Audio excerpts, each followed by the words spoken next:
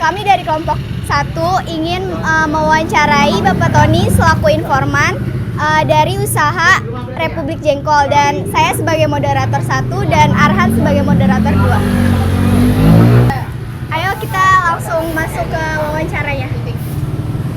Pertanyaan pertama, kenapa Bapak tertarik untuk membuat usaha sendiri? Pada dasarnya memang saya udah kurang lebih 15-an tahun itu kerja di advertising. Kebetulan memang background saya dari seni lukis. Nah, karena di advertising itu udah agak jenuh, saya keluar, saya mulai usaha ini. Karena memang saya dari kecil hobi masak, dan ya gitu langsung saya coba untuk mulai bisnis kuliner ini. Apa aja ide-ide yang terpikir sebelumnya yakin buat membuka usaha ini? Satu, karena waktu itu saya ngelihat tayangan televisi ada pernyataan dokter bahwa makan jengkol itu manfaatnya sungguh bagus banget ya. Di antaranya makan jengkol itu bisa menyehatkan jantung, bisa mencegah kanker segala macam. Makanya ini kayaknya tepat untuk kalau saya jadikan usaha. Adakah kesulitan ataupun keraguan gitu sebelum Bapak membuat usaha ini berjalan sampai sekarang? Intinya gini, waktu itu tuh jadi idenya tuh karena istri itu sebenarnya hobi makan jengkol. Kalau makan itu di luaran, baunya dibawa pulang. Nah, terus saya punya gagasan nih, karena jengkol ada sesuatunya, saya pelajarin. Kalau misalkan alasan Bapak untuk membuat keputusan tetap memulai usaha di bidang kuliner ini sekarang apa? Saya yakin masyarakat Indonesia itu banyak yang hobi jengkol, terutama tepat posisi di Jakarta ya. Jakarta itu orang Betawi, Sunda, Padang itu hobi makan jengkol gitu loh. Kapan sih ide usaha terrealisasikan atau kapan tepatnya usaha kuliner ini dibuat? 27 Maret 2012. Terus berapa lama sih usaha ini berjalan sampai sekarang? Ya kurang lebih 9-an ya. 2012, sekarang 2002. Berapa sih sekiranya modal buat ide usaha kuliner ini sampai akhirnya usaha ini berjalan? Awalnya itu kurang lebih 50-an juta. Karena di Jakarta itu kos paling tinggi adalah sewa tempat. Ya. Apakah pada saat memilih produk dan bahan, Bapak itu menyesuaikan dengan resep keluarga atau resep baru yang belum pernah dicoba sebelumnya? Semua resep di sini saya berusaha untuk ngolah sendiri. Cita rasanya memang Republik Jengkol, olahan dari Republik Jengkol. Apakah Bapak bekerja sama ataupun berlangganan dengan pedagang yang menjual sesama produk dalam menu sehingga bahan produk memiliki kualitas sendiri?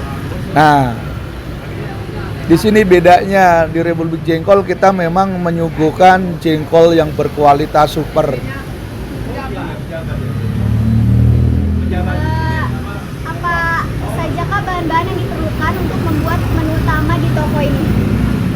Menu utama ya jengkol, karena memang kita udah berani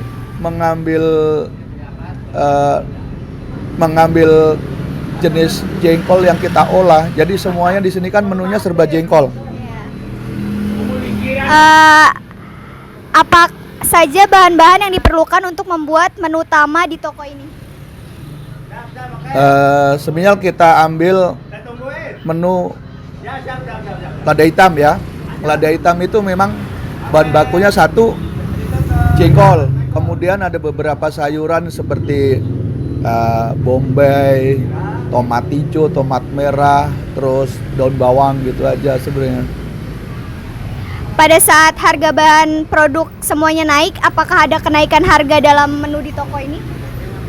Kalau itu memang dirasa perlu dinaikkan, kita naikkan. Tapi kalau misalnya masih bisa kita tahan karena apa?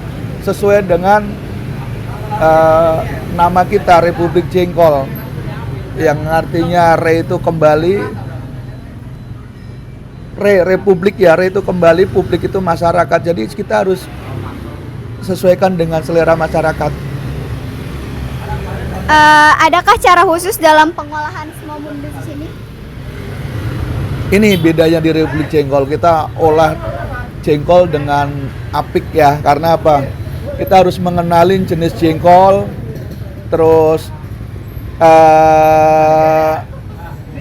diolah dengan secara benar sehingga jengkol itu tidak menimbulkan bau yang seperti di luaran. Proses pembuatan menu apakah yang memerlukan waktu lama untuk disajikan? Sebenarnya kalau untuk jadi menunya nggak perlu lama ya, proses perebusannya yang lama karena waktunya itu ada kita beli dari pasar, kita rendam semalaman, kemudian kita kupas bersih, di presto dengan beberapa rempah yang untuk menghilangkan aroma nggak sedap. Ya. Untuk pada saat membuka toko nih Pak, adakah terpikiran untuk menjual makanan lewat gerobak atau keliling saja pada awal buka itu untuk lebih banyak dikenal pembeli gitu? Sebenarnya gini, untuk dikenal pembeli, waktu itu saya mulai usaha dalam waktu yang singkat, televisi berdatangan. Oh iya. Jadi karena memang apa yang kita jadikan jenis usahanya itu jengkol, jadi banyak orang yang penasaran dan banyak yang tertarik dan televisi pun banyak yang berdatangan. Oh iya. Jadi memang dari awal saya langsung di kios. Iya. Oke. Lalu untuk target pemasaran pada awalnya yang terpikirkan Bapak saat membuka usaha itu apakah bisa dimakan untuk semua kalangan atau hanya beberapa kalangan saja? Sebenarnya saya ya sasarannya yang pasti orang dewasa ya. Iya. Kemudian keduanya memang saya mengharap saya mengedukasi buat anak-anak muda juga. Karena apa? Setelah orang tuanya beli, kemudian dibawa pulang, di rumah pada nyoba ternyata nggak bau. Akhirnya pada ikut makan kan. Iya. Dan kenyataan memang dari yang seragam merah putih, abu-abu putih sampai yang mahasiswa banyak. Jadi yang akhirnya tertarik untuk Iya. mencoba ya. Ya, baik. Lalu adakah ide-ide yang meningkatkan peluang pertamanya target pemasaran dari agar bus kuliner Bapak ini berjalan dengan lancar? Sebenarnya kita tertolong banget sama liputan televisi ya. Karena sebelum COVID tiap bulannya itu bisa 2-3 kali syuting. Oh iya. Ya. Jadi lebih banyak dikenal oleh kalangan ya Pak? Ya. YouTuber juga banyak yang pada ini kan. Makanya kalau misalnya pengen tahu, buka aja di Republik Jengkol, klik Republik Jengkol, itu Republik Jengkol Kramat Jati gitu. Oh iya. Ada webnya juga ya Pak? Apa gimana? Webnya sementara kita nggak diaktifkan ya. Oh iya, baik. Oke.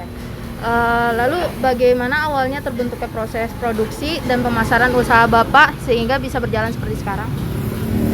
Ya awalnya sebenarnya emang apa ya, intinya kita punya konsep, terus kita jalankan.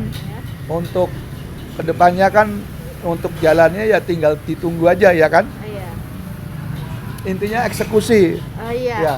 Intinya jalan ya Nah. Pak. Oke. Terus pada awal dibukanya di bidang kuliner ini apa aja sih suka duka yang Bapak alami dalam produksi hingga pemasarannya hingga dikenal oleh khalayak luas dan juga TV-nya? Ya, emang pertama kali waktu saya buka itu menu pertama kali itu nasi goreng jengkol. Ya. Ketika saya masang spanduk itu memang banyak yang pada ngetawain doang. Iya. Dan akhirnya cukup luar biasa, dalam 2 minggu aja udah banyak yang tertarik ya kan. Ada suka ya? Iya. Pak? Oh, iya. Lanjutnya, adakah tips and trik untuk pemula nih Pak yang ingin membuka usaha dan juga di bidang kuliner agar produksinya itu dapat berjalan lancar juga pemasarannya? Ya, intinya gini, kalau udah punya keinginan untuk membuka usaha, satu yang harus diperhatikan itu jenis makanannya kalau untuk kuliner ya kan. Kalau memang udah dicoba enak, bukan enak untuk diri sendiri ya, Iya. tapi harus dicoba orang lain. Iya. Baru itu dijadikan menu utamanya. Nah, itu pertama. Yang kedua itu yang kalau punya ide gagasan itu segera direalisasikan. Untuk jalannya kan kita tinggal nunggu gitu loh. Intinya kita pikirkan lalu Ya, eksekusi ya Pak. uh-uh. Oke, baik.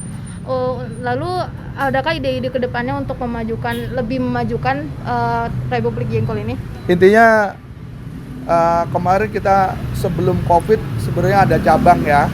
Cuma karena pandemi ini luar biasa, jadi cabang-cabangnya pada tutup. Tapi insya Allah dalam waktu ke depan kalau udah normal kita akan buka. Memang udah ada yang konfirmasi kita mau buka di pintu gerbang Curug Bidadari, Sepul. Oh iya ya. Yang pastinya bakal banyak yang cobain lagi ya Pak. Oke.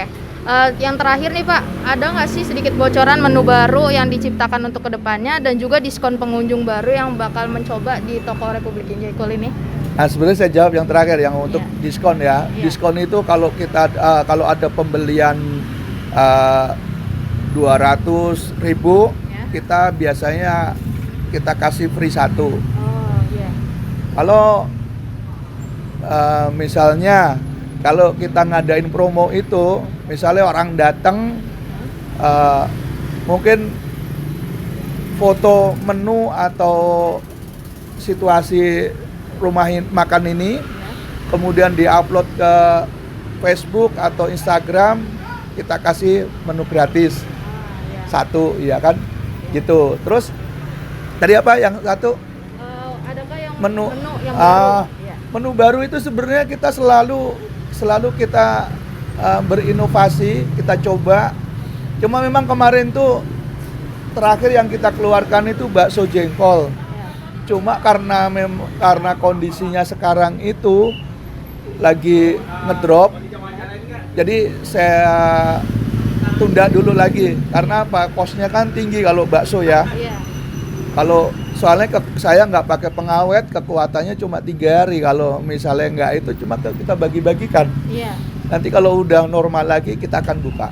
Oke. Baik Pak, itu aja pertanyaan dari kami. Kurang lebihnya mohon maaf ya. Jadi itu aja teman-teman dari Bapak Tony ini selaku owner Republik Jengkol. Jadi kurang lebihnya mohon maaf. Terima kasih. Wassalamualaikum warahmatullahi wabarakatuh. Waalaikumsalam warahmatullahi wabarakatuh.